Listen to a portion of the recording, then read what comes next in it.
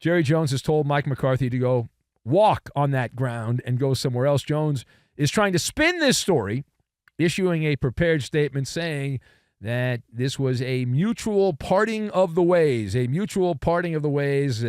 they decided to go their different directions.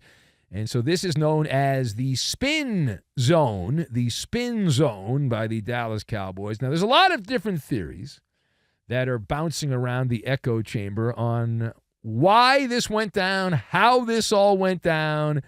So let us toss our couple of shekels in on this, all right? Let's do that. So let us discuss the question. Cowboys owner Jerry Jones saying that he and coach Mike McCarthy mutually agreed to go their different directions. They just decided that's it. We're going our different directions. Is that how this actually went down? So my observations, I have alternative rock, Harry Potter, and polyester tracksuit.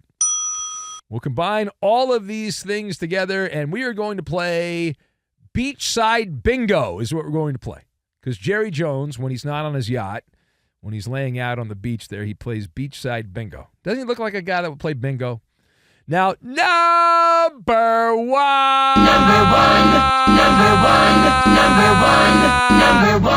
Yeah. To answer the question, was this actually a mutual parting of the ways as described by the Cowboys GM and owner? I'm shaking my head, very passionately shaking my head with my eyes closed. No. The answer is no. This is not my first trip to the circus. Maybe it's your first trip to the circus.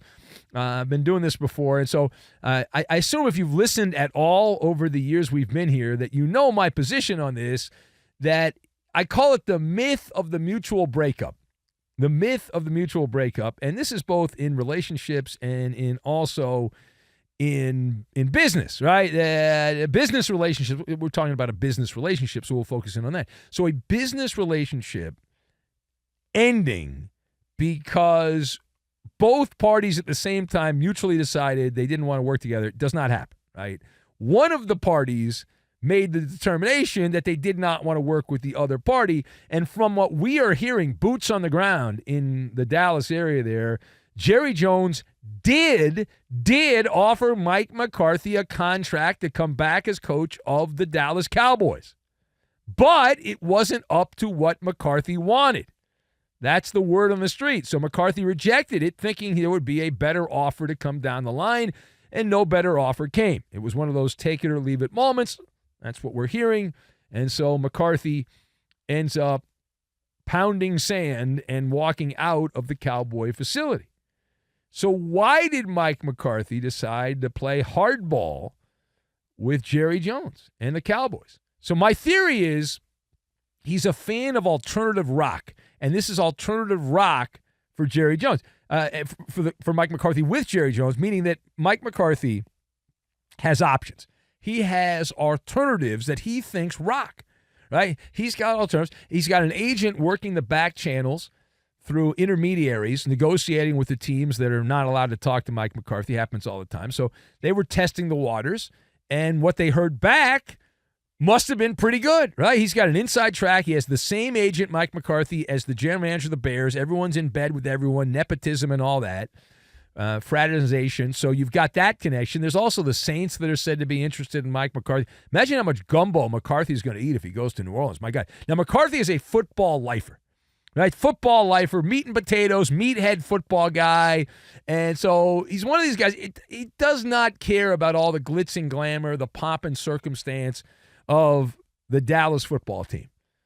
For him, it's like, hey, go coach somewhere else. I'll coach in New Orleans. I'll go wherever. I don't care. I'll coach in Timbuktu. As long as I'm getting a lot of money, I'm a head coach. That's it. He'll be the exciting new coach in whatever city he goes to, whether that's Chicago or New Orleans, and that's that. And you'll win some regular season games, and you'll disappoint, and that'll be that with whoever he ends up, Mike McCarthy. That's what you get with Mike McCarthy. Now, page 2. So following the dismissal of the rotund Cowboys sideline boss, Mike McCarthy, Troy Aikman entered the group chat, and Troy Aikman criticized the Cowboys, Troy Aikman, Dallas royalty, Following the departure of Mike McCarthy, Aikman questioned whether or not the Dallas Cowboy head coaching job is a coveted job. How does that one hit you? Troy Aikman, not so sure it's a coveted job coaching the Dallas Cowboys. So this is, for Troy Aikman, it's Harry Potter-like. Harry Potter-like for Troy Aikman. Aikman using the tickle belt, if you will here, tickling the dragon's tail. Tickle, tickle, tickle. That's what he's doing for Jerry Jones here. And no matter how bleak things look, no matter how pathetic things are for the team with the star on the side of their helmet, it doesn't matter. The Cowboy job today and for as long as Jerry Jones there is a plum job for a couple of reasons, right? A couple of reasons it's a plum job. First of all, you're coaching professional football in the most popular football league in America, right? Most popular sports league in America. You're coaching the most popular team in that league, the team worth the most money. And Jerry Jones can be the biggest stumble bum around. And I'm not going to argue with that. Jerry's had 30 years. The Cowboys are celebrating their 30th anniversary, the last time they were any good. And yet it doesn't matter, right? You do the arithmetic on the situation for the Cowboys, and things like this with the Cowboys, it just moves the needle. They are the straw that stirs the drink in the NFL. And when their games are on Fox, Fox has the highest TV ratings. When their games aren't on Fox, they don't have the highest TV ratings. Very rarely do those two things not coincide with each other. But it's really one of those things. If you build it, they will come. And if you can be the guy, and all these coaches have giant egos, if you can be the coach that ends up turning the misery around, then you will be canonized around the Cowboys. Everyone wants that. It's a giant hit for your ego. A positive hit if you can do it. And so that's where we are. Now, final point. Let's get to the Komodo dragon in the room. So coach exits stage right. You then have to bring in a coach stage left.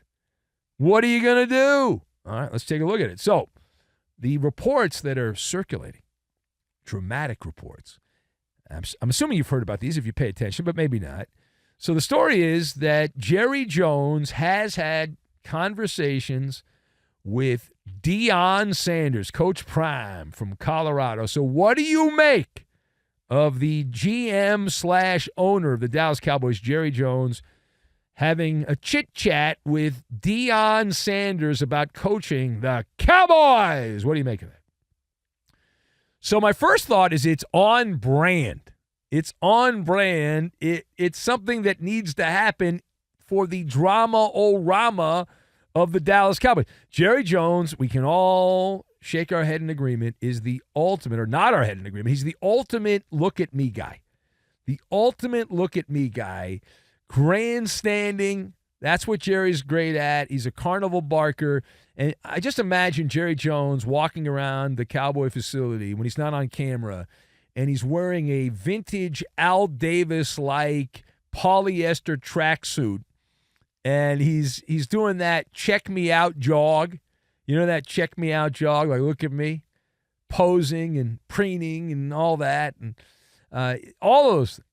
Coach Prime would be right up Jerry Jones' sleeve with one caveat, because the only issue here, the showmanship, wonderful, the boastfulness, outstanding, the bravado, the charisma of Deion Sanders are all perfectly in line with the Dallas Cowboys. The issue is rather obvious that Jerry Jones has never wanted anyone to upstage Jerry Jones. One of the reasons that he had a big issue with Jimmy Johnson years ago, if you're old enough to remember that, is because Jimmy Johnson was getting all the credit. That annoyed Jerry Jones. He said, what about me? They tried to hire Bill Parcells. He did work for the Dallas Cowboys in a couple of roles for the team, and that annoyed Jerry Jones, although they didn't win in that situation. He'd much rather have a guy like Dave Campo as the coach of the Cowboys, or the clapper. Clap on, clap off, the clapper. Jason Garrett. He'd much rather have that kind of a coach. But you would bring Deion in because you'd win the popular vote. The casual fan would celebrate Deion Sanders and say, we got Deion. He's a big name.